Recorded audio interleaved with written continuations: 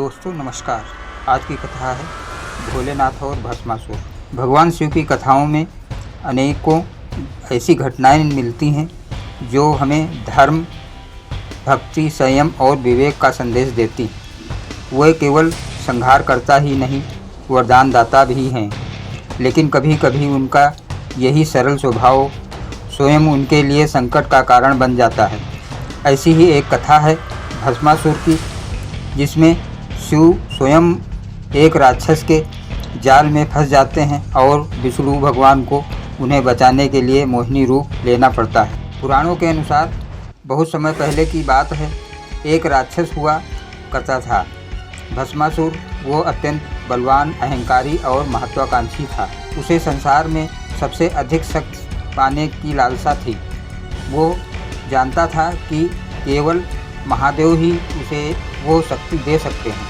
अतः वो शिव जी की घोर तपस्या करने लगा।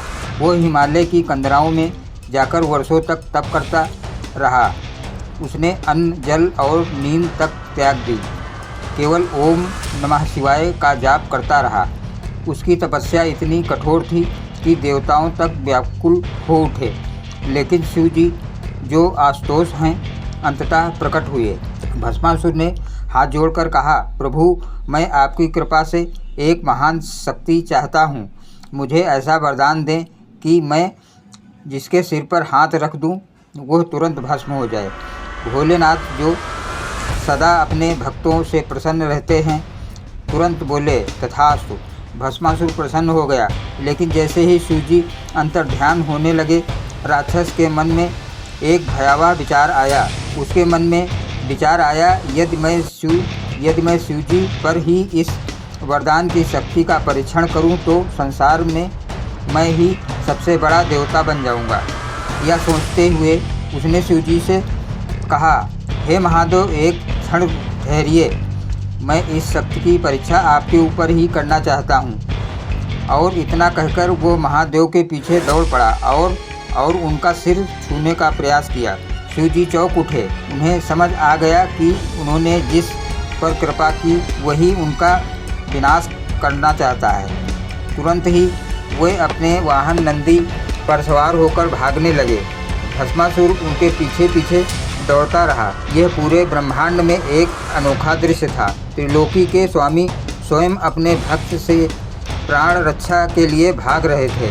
शिव जी कैलाश से ब्रह्मलोक, फिर पाताल, फिर पृथ्वी, हर स्थान पर भागते गए, लेकिन भस्मासुर उनके पीछे लगा रहा। शिव जी अंततः विष्णु भगवान की शरण में पहुँचे और कहा, हे नारायण, मैंने एक राक्षस को अज्ञानवश ऐसा वरदान दे दिया कि जो अब मेरे लिए घातक बन गया है। आप ही मेरी रक्षा करें। भगवान विष्णु मुस्कुराए और बोले, हे शिव, आप चिंता ना करें। यह मेरे लिए गौरव की बात है कि मैं आज आपकी सेवा कर सकूं। विष्णु जी ने तत्काल एक मोहक रूप धारण किया। मोहिनी का जो स्वर्ग की अप्सराओं से भी अधिक रूपवती थी। मोहिनी जब भस्मासुर के समक्ष प्रकट हुई तो राक्षस स्तब्ध रह गया। उसने आज तक ऐसा सौंदर्य नहीं देखा था। वो उसके रूप पर मोहित हो गया। मोहिनी ने मुस्कुराते हुए कहा, हे वीर, तुम कौन हो और क्यों इतने थके हारे लगते हो? भस्मासुर ने गर्व से कहा, मैं भस्मासुर हूँ। मैं शिव से वरदान पाया है कि जिसके सिर पर हाथ रख दूँ वो भस्म हो जाएगा। मोहिनी ने अचरज से कहा, वाह, तुम तो बहुत बलवान हो, पर क्या तुम नृत्य कर सकते हो? भस्मासुर बोला, हाँ, क्यों नहीं। अब मोहिनी ने चाल चली। वो नाचने लगी और भस्मासुर को नचाने के लिए उकसाने लगी। मोहिनी हर भाव में एक नया दृश्य, मुद्राएं प्रस्तुत करती और भस्मासुर भी वही मुद्राएं दोहराता।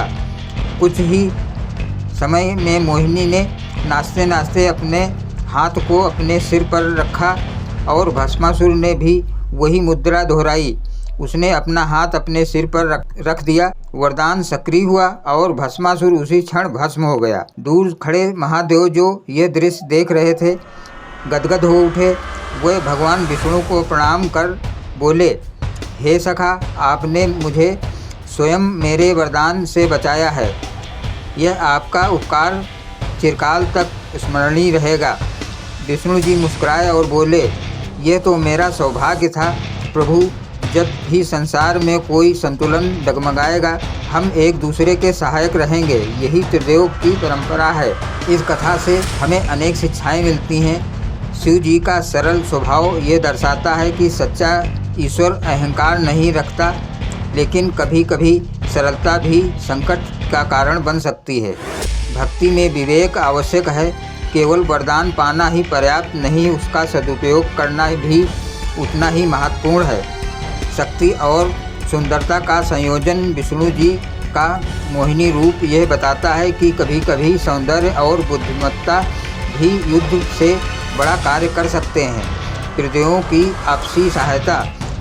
ब्रह्मा, विष्णु और महेश तीनों देव एक दूसरे के पूरक हैं, प्रतिस्पर्धा नहीं।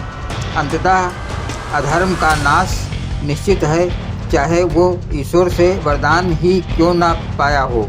भोलेनाथ की यह कथा आज भी हमें सिखाती है कि विश्वास के साथ विवेक, भक्ति साथ बुद्धि और शक्ति के साथ संयम आवश्यक है। शिव जी अपने भक्तों से बहुत प्रेम करते हैं, लेकिन यदि कोई भक्त दुष्ट मार्ग पर चल पड़े तो स्वयं महादेव भी उसका साथ नहीं देते। यह कथा न केवल रोचक है, बल्कि धर्म, नीति और सत्य की गहराइयों से भरपूर है। यही कारण है कि यह भोलेनाथ की सबसे अद्भुत कथाओं में से एक मानी जाती है। ओम नमः शिवाय। धन्यवाद दोस्तों।